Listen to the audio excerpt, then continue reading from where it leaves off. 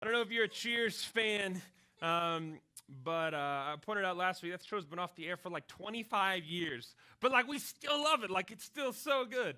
Um, Last week we started this new series, right? Every year we talk about missions, and this year we started our series talking about local missions.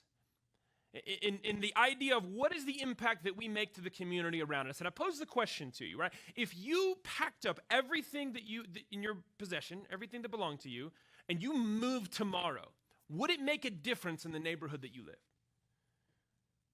And maybe it would or maybe it wouldn't.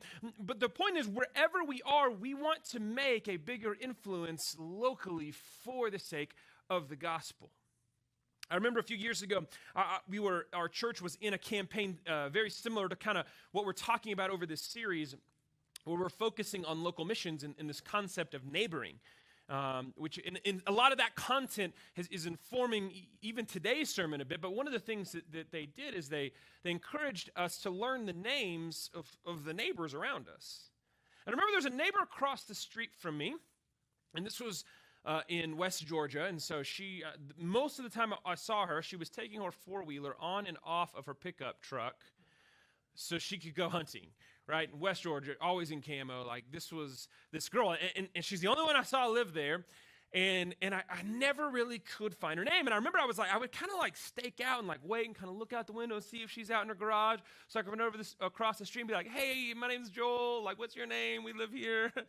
And all we were doing is trying to learn her name so that we could pray for her, right? That's it. But I could never find her. And we began praying for her, but I still had no idea what this woman's name was until the day she rung my doorbell. And she rung my doorbell and she goes, hey, I live across the street and I found your dog. And it was just wandering around the street, and so like I brought your dog, and I looked down and I like just had a quick glance. I'm like, oh yeah, how did my dog get out? I thought she was in the house. Come on, get inside, Sadie. And this dog runs past me, starts going up the stairs, and at the top of the stairs is my dog. So now I have two dogs in my house, one that is mine, one that is not mine, and my neighbor, whose name I still have not learned yet, is looking like, oh, wait, and at the same time, we both have this realization that the dog that she just brought to my house, that I just let into my house, is not my dog. And first of all, I feel like a terrible dog owner because I love my dog, right? She's like one of my favorite living things in the whole world. And now this invader dog is in, and so I'm trying to get her out, and at the same time, my neighbor's like, oh, I'm so sorry. And I'm like, no, it's okay. I'm the one who let the dog in, so then we're collectively trying to get the dog out, and then the dog gets out, and we're like, now what? So we're trying to like read the collar, and I think eventually we found that it belonged to a neighbor down the street. But I remember as my neighbor was leaving, walking down the steps, I had the thought, oh no, I didn't ask her what her name was. So I mean, just kind of as one of these like farewell greetings, I'm like, oh, and by the way, my name's Joel. And she kind of stops, turns around, she goes, oh yeah, my name's Shay. I think we actually met the week that y'all moved in. Oh yeah, Shay. Good luck with the hunting with your four-wheeler next weekend, right? And in this process, right, there's this awkwardness that really, it feels awkward anyway to learn a new neighbor's name, but especially when you're letting foreign creatures into your home and then you're collectively trying to get them out. But I remember the difficulty it was, but here's something I never forgot. Her name. And as we prayed for our neighbors, I knew her name. And then when she would be in her lawn or when she was getting ready to go hunting, I would say, hey, Shay, remember that time you brought a dog to my house? Like there was something there beyond just the casual wave as you drive by in your car. We had a level of interaction, right? And at some level, I knew my neighbor better then than I did before. But it's also interesting because the first opportunity I had to meet my neighbor, I didn't even remember her name. Last week, we jumped into this conversation and looking at what neighboring is and what it means to be a neighbor. And we read this story in Luke chapter 10 about a lawyer who comes to Jesus. Luke chapter 10, verse 25. So this lawyer shows up and he asks Jesus a question. And his question is, right, teacher, what shall I do to inherit eternal life? Right, we talked about how this is a question we all ask. At some point, it's the question of what happens to me after I die. Right? The human condition is wired to ask this question because I would contend we are in search of an eternal, loving God that created us and is calling us back to himself. I think because of that we, as a species of humans, over time and land and eternity, are born with this preconceived question of what happens to me after I die. And with that, Jesus, we talked about responds, he answers his question with a question, which is maddening. And I tried this in some of my interactions this week, and it was hilarious. I would encourage you to do the same just for fun. I don't know if there's spiritual value, but if you find it, let me know. Right? And Jesus responds his question with a question. What is written in the law? What does the Bible say? What does the Old Testament say? And how do you read it? Right? And he answered him. The lawyer answered Jesus, well, you shall love the Lord your God with all your heart, with all your soul, with all your mind, with all your strength. You shall love your neighbor as yourself. Right? We talk about how this is a reference to this Old Testament prayer that you can find way back over here. And it's called the Shema. And the Shema is the longest prayer that's been prayed in all of time, right? There is not a prayer that has been prayed more or for a longer period than the Shema. And it starts with the phrase, behold, O Israel, the Lord our God, the Lord is one. And within, which means there is one God that we worship. And within this, there is this prayer of love the Lord your God with all your heart, with all your soul, with all your mind, and with all your strength. And love your neighbor as yourself. When Jesus was asked what's the greatest commandment, this is what he answered. He said, love the Lord your God with all your heart, soul, and strength. And the second is like it, love your neighbor as yourself. And so these two commands, Jesus talks about how on these two commands hinge all of the law and the prophets. And so last week we explored this, and we explored what it meant for the lawyer to ask what it takes to inherit eternal life and what it means for the response to be love God with all part of your life and existence, not just your words, but with your actions, with your essence. And then love other people as much as you love yourself. And we talked about how loving God informs us on how we love other people. Before we can learn to love our neighbors as ourselves, we need to learn to first love God with our lives. But then we talked about how the natural response with loving God with all of who we are is it's going to draw us closer to others to love others. Right? That's where we ended last week. But the problem is there was a second question that the lawyer asked, right? Jesus said, love your neighbor as yourself. Or he said, love your neighbor as yourself. And Jesus says, you've answered correctly. Do this, right? And you will live. But then the lawyer asks this second question, right? Verse 29. But he, desiring to justify himself, said to Jesus, and who is my neighbor? Who is my neighbor? If I were going to ask you this morning, who is your neighbor? What would your response be?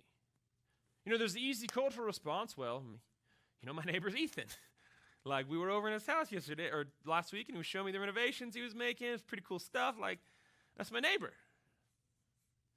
But sometimes we think of neighbors in a sense of, well, it's the people that we're close to, right? It's our community. Sometimes we think of global neighbors because of how we are connected globally now. We have neighboring states. We have neighboring countries. We even have neighboring philosophies and ideas, which we're not even going to touch that. That's way out there. But the question is, who is my neighbor? And it's the same question that Jesus asked, or the same question this lawyer asks Jesus. And this is what I want us to think through and wrestle through today. When talking about neighbors, there's a commonality, though, right? It is someone else. It's not you. You can't be your own neighbor. And when looking at how we interact with other people, I was reading research from the Barna Group that they did, or that they released in 2018. And this is what it says, right? The majority of adults has anywhere between 2 and 5 close friends. That's 62%. But 1 in 5 regularly feels lonely. 1 in 5 regularly feels lonely. If this was a pre-COVID-19 feeling, the feeling of loneliness has only been magnified this year. And it says that 1 in 5, that means several of us in this room feel lonely. And really, just over half of us feel like we have between 2 and 5 close friends. Asked whether their current friends are mostly similar to themselves or mostly different from them in a number of areas, the majority of people surveyed always chose mostly similar. Right? And this is true in several categories. Right? Religious belief. 62% say that they have relationships with people who are similar versus 38% who have different beliefs. Race and ethnicity, 74% similarities. Or people's relationships with those of a different race or ethnicity was only 26%. Income, right? It's a little bit better, right? 56% say that they only have relationship with people who have the same income level as they do, and while 44% said that they have friends outside of that. Education level. 63, almost 70%, that's super rounding up, let's just say, almost 65%. Almost 65% of people really only have relationships with people who are similar to their education level, versus 37% who say they have a relationship with people of different education levels. Social status, 70% versus 30% who have a different social status. Political views, 62% versus 38%. I would go ahead and argue that this is another one that 2020 has probably put a larger divide between. Yesterday I was driving around Castle Rock, and there was a parade that had some flags and people honking their horns. And there were other people passing this parade, and some people were honking and cheering, and other people were putting hand gestures out the window, right? That's the world that we live in. Life stage. 69% of people surveyed say that they really only have a relationship with people who are the same life stage, versus 31% who said they have relationship or friendships with people in different life stages. And I would say in general, even looking at this last one, I think that as a church, we do a pretty good job with this. So I think that we have some positive, looking at this data, I think there's some positive things that Lighthouse is already doing. I don't think, and I said this last week, I don't think we're starting from the bottom on this one. I think there's a lot of ways that we are making an impact in our community. And I think it's good, but I think that we can make a bigger difference. But here's what this data shows us. Right, is that most of the friends are people who think similarly to us. Most of our relationships, most of our friendships are people who are like us. In fact, the research showed in particular, evangelicals are less likely than most to have friends who are different than them. That's tough. And while, yes, I can point to my friends who look the same as me or sound the same as me. In college, Jeffrey, who preached a few weeks ago for us, we shared a dorm room together. We were roommates. That's how you would say that for normal people. We shared a dorm room. We were roommates, and there was a phone in the dorm, and we would play this game where if we could see on the caller ID, which used to be on, or I guess still is on landlines. I don't know, what's a landline? We could see who's calling, and if Jeffrey's girlfriend was calling, I would answer, or if Ashley was calling, Jeffrey would answer, and we would see how long it would take before the person could figure out that it wasn't the right person. And like sometimes I had a whole conversation with Jeffrey's mom, and she thought that I was him. Right? Because we are similar.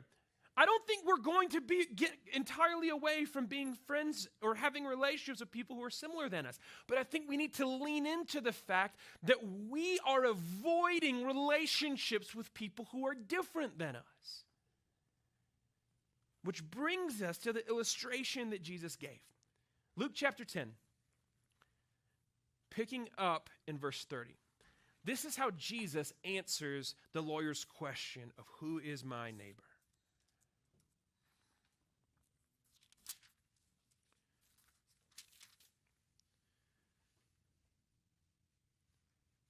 Jesus replied, A man was going down from Jerusalem to Jericho and fell among robbers who stripped him and beat him and departed, leaving him half dead. All right, time out. To understand this, the context of this story, Jesus, who is Jewish, is speaking to a lawyer who is also Jewish. We know this because of the context of the Jew responding with the answer of the Shema and the cultural context of a lawyer approaching a teacher, right? Culturally speaking, this is a normal interaction between Jewish men. And so starting the story like this, the assumption between two Jewish men would be that the person who fell into robbers was also Jewish. Now, I know it doesn't explicitly say that in the text, but you can go look up commentaries. If you need some, I'll give them to you. But the assumption is this is a story between two Jewish men about another Jewish man. If it wasn't, he would say so, and he does here in just a second, right? And the man fell among robbers, which wasn't, walking down the road and, oh, there's some robbers. Oh, no, I fell. Like, that's not how, like the dude was jumped, right? He was mugged and beaten half to death. And he's left on the side of the road, half dead, it says, naked and half dead. And by chance, a priest was going down the road, and he saw him and passed on the other side. So likewise, a Levite, when he came to the place and saw and passed on the other side. But a Samaritan, as he journeyed, came to where he was. And when he saw him, he had compassion. And he went to him and bound up his wounds, pouring on oil and wine. Then he set him on his own animal and brought him to an inn and took care of him. The next day he took out 2 denarii and gave them to the innkeeper, saying, take care of him, and whatever more you spend, I will repay you when I come back. All right, so in this illustration, Jesus gives a few different examples of people who interact with this beaten, bruised, bloody, naked, half-dead man. All right, the first he gives an example of 2 men, actually, who should have been neighbors but did not act as such. Right, the first is a priest. Right, we understand the term priest. It's not an abnormal term. But in the Old Testament times, or in biblical times, the idea of a priest, keep in mind, the sole responsibility, like the primary, not the sole, but the primary responsibility of a priest was to connect people with God. Right? They cared for the tabernacle, then the temple. They made sacrifices on behalf of people. Right? The whole point of a priest was to connect the people to God. And here's a priest seeing someone in need who shirks those responsibilities, sidesteps, and walks past him and treats him as if he's not important. Because you know what? That guy was messy. He wasn't the same as the priest. See, the priest wasn't mugged. He was doing good, and he may have had a place that he had to get to. Priests are pretty busy guys. He sidesteps him and walks past him. But there's another guy, another Jewish man who walks by. This one's a Levite.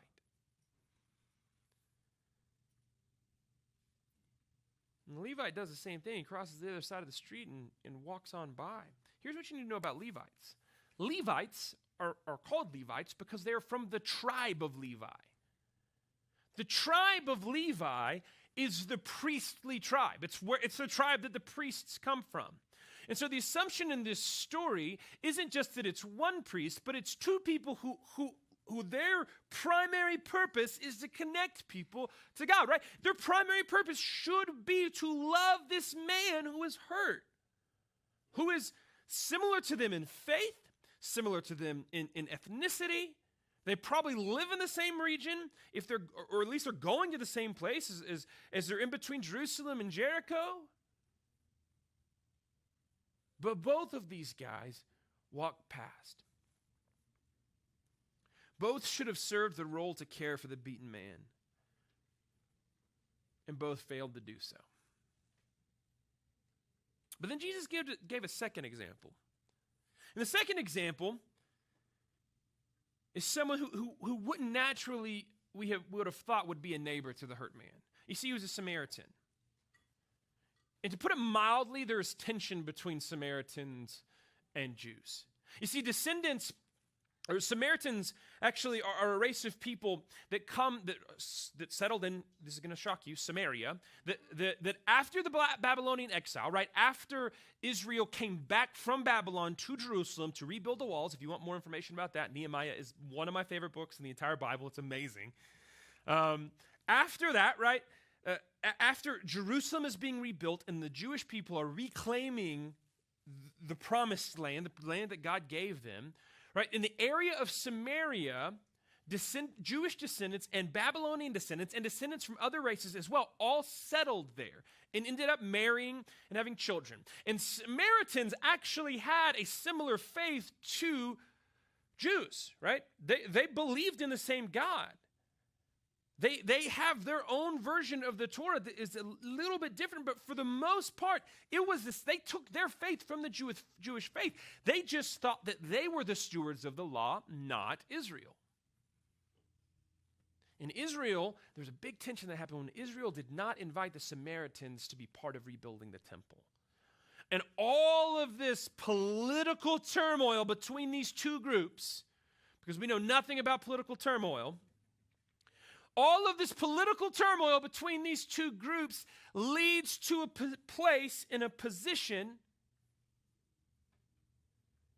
where a Samaritan is walking by a Jewish man whom he should hate.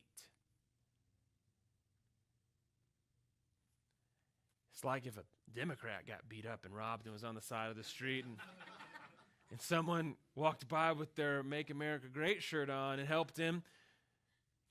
Two other Democrats passed by, right? I mean, let's put it in proper context for what we're dealing with today. It's not that different. But here's this guy. He should not have been a neighbor, right? In most cultural contexts, other than just regionally, you would not think that a Samaritan is a neighbor of a Jewish man. But the Samaritan showed compassion instead of contempt. I love that verse, right? The Samaritan had compassion.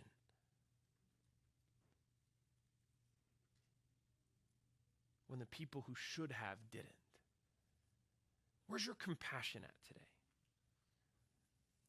Where's your compassion for the people who bubbled a different name than you bubbled?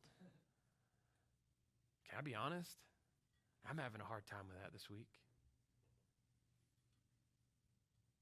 There's some things that I think that are important that are being decided nationally for us. And while we don't base our faith on the Constitution, we base it on Scripture. We as the church are called to make an impact for the kingdom of God. And I see there are certain people who will and make an impact, and I see the people who will hurt the church in making an impact.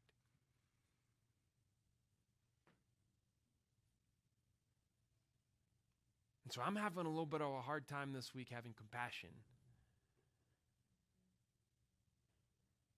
But then me and my stupid mouth last week said, no, we're going to say the second part of this passage next week. And then I start studying it, and I'm like, I don't want to have compassion this week.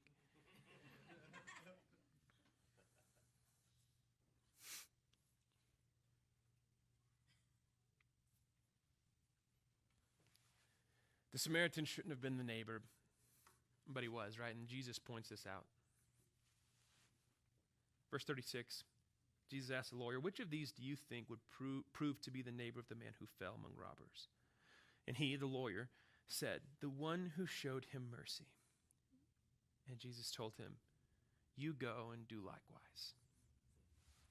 So the lawyer recognizes the importance of this. Like the lawyer even recognizes the kind of gotcha moment. But what does this mean for us? Because the truth is, if we're Christians, this is like one of our Sunday school lessons, right? Like some of us probably saw this on flannel graph, right? I did. Maybe you did too. But like this is, if we're Christians, we know this story. But I actually think that many in the Christian faith have taken this to kind of the next level as a reason not to engage with those around them. Let me make this really clear, right? There's this idea that we're encouraging you to this morning, right? We're gonna get this to the end. We've kind of alluded to it already, right? We want you to learn the names of the people who live around you. We want you to actually, your physical neighbors in your physical community that your house is physically in, right? We want you to begin there. But sometimes Christians look at this and go, well, now I know that they live next door to me, but Jesus said that my neighbors aren't necessarily the people who live next door to me and gave this example of a guy who shouldn't have been a neighbor. So we use that as an excuse not to go next door. Stop that. We have to stop that. I have to stop that. The mistake Christians so often make is when it comes to loving our neighbors is that we don't leave our comfort zone. Neighboring pushes us out of that comfort zone, and I don't think that that's a mistake. When we did this big neighboring initiative at the previous church I was at in Georgia, I remember I actually had someone, I preached on this concept, and I told everyone this, we switched our small group models to focus on this. It was a big deal for this church. And I remember I actually had someone call and schedule a meeting with my assistant to come and have a meeting with me and sit down with me and discuss this with me. So I'm like, all right, well, they want to know kind of the strategy and philosophy and how we're going to make this all happen. So I'm getting, kind of these documents ready. And I remember this person sits down with me in my office. And she goes, I'm not really comfortable talking to my neighbors. So I think I'm just going to try this with my friends at work. And I sat there. What I really wanted to say to her is, have you not been to church at all in the last month? Have you not heard anything we've said? Because, we've said almost verbatim, don't do that. Right? It's not about your comfort zone. It's about stepping out of your comfort zone. And the truth is, what you're going to find when you start stepping out of your comfort zone is that some of the people that you felt uncomfortable with, you actually become comfortable with. Which there's a whole nother idea that then you've got to step outside that comfort zone, which isn't a bad thing, but we're not there yet. So don't worry about that just yet. Right? We should not expect neighbors to find us. We should search for them. Maybe you're in a situation like I've been in several times, you know the value and importance of connecting with the neighbors who live around you, but you just don't. And then a year and a half later, it's awkward because you should have, but you haven't. And and they know that probably that they should have, but they haven't. And it's what do I do with the awkward? You leave it. You walk outside your comfort zone. You let the strange dog into your house. You scream, oh, and what was your name again? Right? You just embrace the awkward because the value of loving our neighbor is worth it. Right? We have to be positioned. We have been positioned with an influential reach. We are physically where we are for a reason. We are in the physical jobs we are for a reason. It's because the people within our reach are people that we have the ability to influence. Searching for potential influence highlights opportunities to be a neighbor. Right? When we look for where we potentially have an influence, we look for opportunities to potentially be a neighbor to someone. And it starts with walking out your door and looking like this. Oh, there's a house. And like this. Oh, there's a house. Really is that simple. And while, yes, we understand it's not just your physical neighbors, it's the people you do work with. It's the people you do see at the gym. Your influence is broader than people who have similarities than you. And sometimes we have to search for what those influences are. See, the intimidation many Christians find with loving our neighbors is that we think we aren't ready to share our faith. And make no mistake, this is our mission series for the year. We are talking about local missions. We want people to find Jesus. But in this passage, and we drilled down on this last week, that in this passage, Jesus doesn't say love your neighbor so that you can share your faith with them. Right? He says love your neighbor as yourself. Right? The command is to love people, regardless of if they think or believe the same as you. Now, we do have other passages like Acts 1:8 and like Matthew 28 that tell us to go and make disciples, to go and be a witness. But the point of us loving our neighbors doesn't have ulterior motives. We should love our neighbors to love our neighbors. But the truth is, when we have a life that is wholly devoted to Jesus, it is going to come out. We're going to see that impact affect those within our reach of influence. And so you should love your neighbor to love your neighbor, but at some point when your neighbor has a crisis, they're going to call you because you've been the one that's shown them love.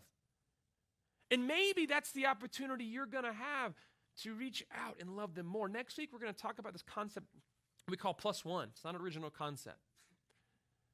But it's just these tiny things that make a big difference. When we eliminate our prerequisites, it creates opportunities to love our neighbor.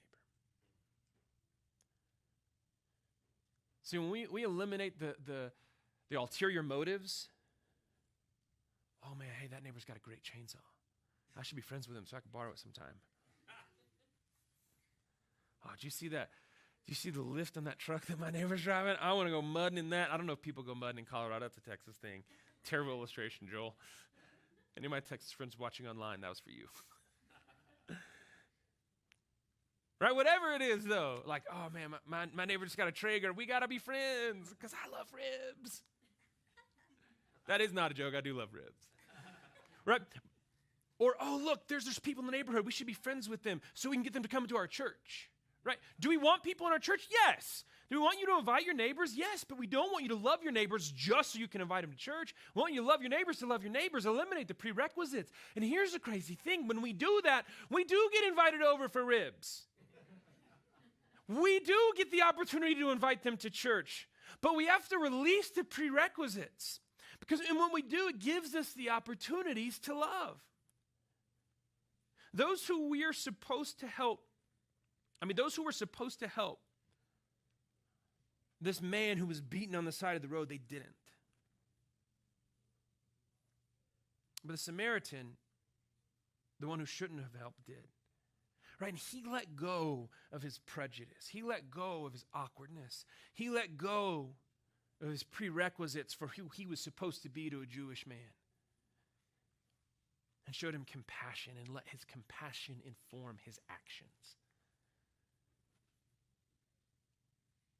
I love the very last thing that Jesus says to the man.